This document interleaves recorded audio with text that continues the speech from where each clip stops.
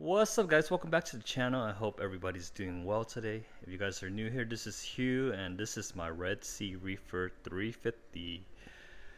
If you guys have been following along with the whole journey into reefing and everything, this tank is around 3 years old now, and in reality I should have taken it down by now because I set up the water box 7225. Water box 7225 is over here and most of the tanks are over here, but I made the deal of setting up this tank with the idea of taking down the Red Sea Reefer 350.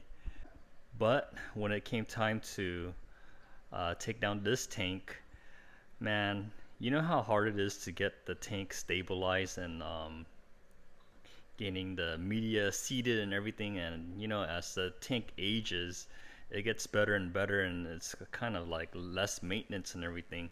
And I thought it was like not a good idea to take it down, so I just turned it into an anemone tank. So this tank here has a whole bunch of anemones. If you guys have been following along, I have this main one right here. It's super big because every time I drop in food or anytime there's feedings, these two clowns right here, they feed that anemone only, and that anemone gets super huge. Everybody else, I had them in a breeder box for a while, and they were kind of small and everything, up on the corner right here in a breeder box, but it just kind of looked unsightly, and one day I just decided just to let them go free wherever they wanted to be, and hopefully we could get all of the rock work right here covered up with anemones. But I just took that breeder box out and just let the anemones roam wherever they wanted. It's been, I think, about a month now, or maybe even 2 months, since I swapped out the lights, the AI Prime lights, for these NOOPSYCHE K7 V3s.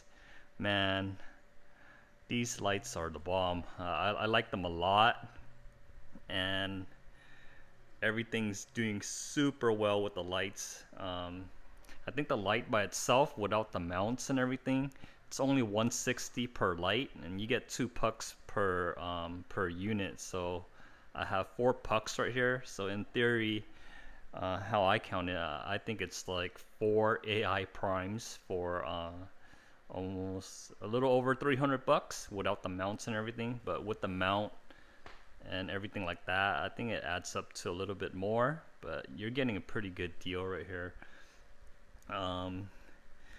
The anemones, they're all looking super nice. Like, I'm coming in, and because the lights, they're like on a projector, so you get this kind of coloration when I'm coming in. It's like with the filters kind of doing that kind of effect. But check out the bubbles on that guy right there. Super happy. I don't even feed it anything. I just leave it as is. Very little maintenance because this tank's super established, but the anemones, they're splitting and they're looking bubbly like that, just all over the place. So I have 2 different types in here. One rose, and then the other one is called a rainbow. But then someone on Instagram told me they look like Hawaiian punch, but I don't know. I don't know exactly the strain or anything. To me, they're just anemones. Besides the other 2 I have in 2 different tanks. I know the strains for those, but for these guys in here, in the Red Sea Reefer 350, I just know that one set is rose, and then the other set is a rainbow. And what I look for is the tips right here, like this one. I don't see any coloration on the tips. I call that a rose. But then if I see like a little down right here, oh sorry, a little down to the right lower, you see that anemone, the tips have like a more hot pink to it. I call those rainbows. But yeah, this tank is like super low maintenance. I don't get too much algae in the front glass or anything like that. It's just a light film and it's a quick scrape off. I don't have any cyanobacteria or anything down below. It's just one wave maker. I think I'm starting to get a whole bunch of coralline algae growing on the back right there, which I don't mind at all. But yeah, this tank is super low maintenance. It's just anemones, GSP on the bottom. It's kind of patchy because I had that breeder box over here for a while, so it like shaded everything. But it's coming back. So the GSP mushrooms, like this forest fire rhodactis down here, a whole bunch of different leathers. It's like finger leathers, it's purple leather, green leather, and then some different neon green leather right here as well. I just picked them up over time.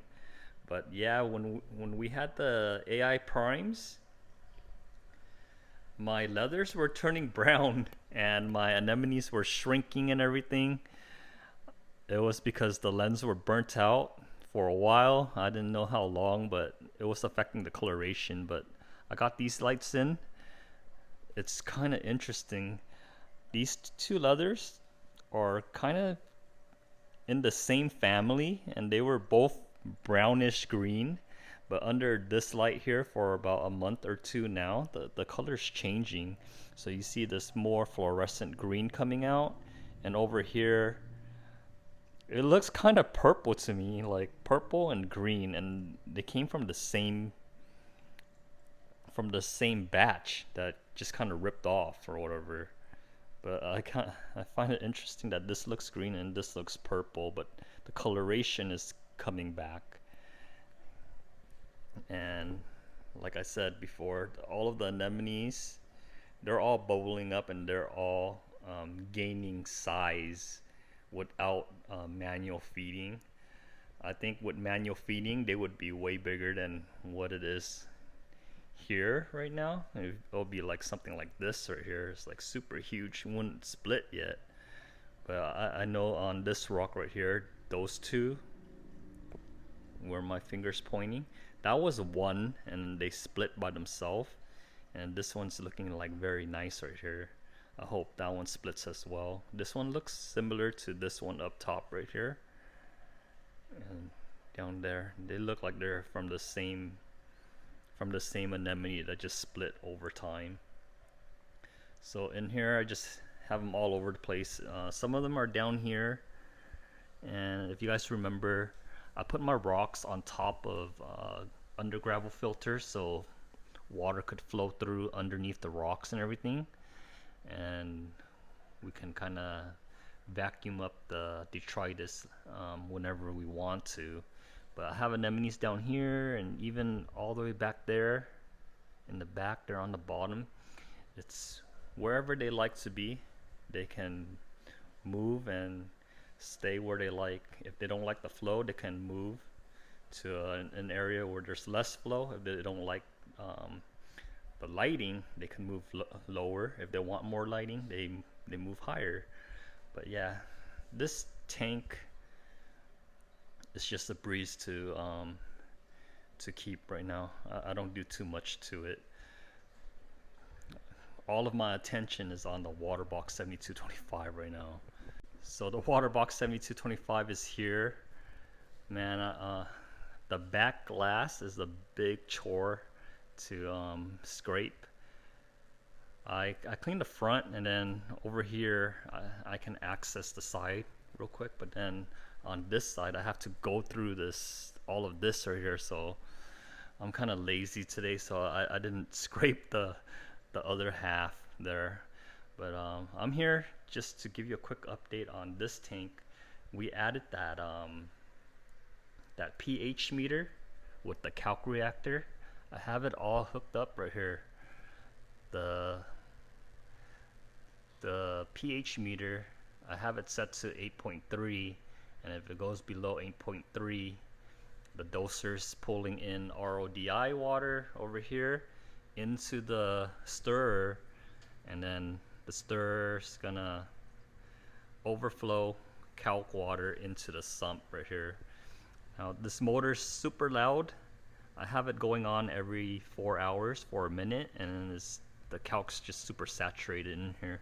But overall, I think everyone's super happy over here as well. I moved all of my Euphyllia from the bottom right here up top, but you can see they're all, oh my god, fish is like all over the place.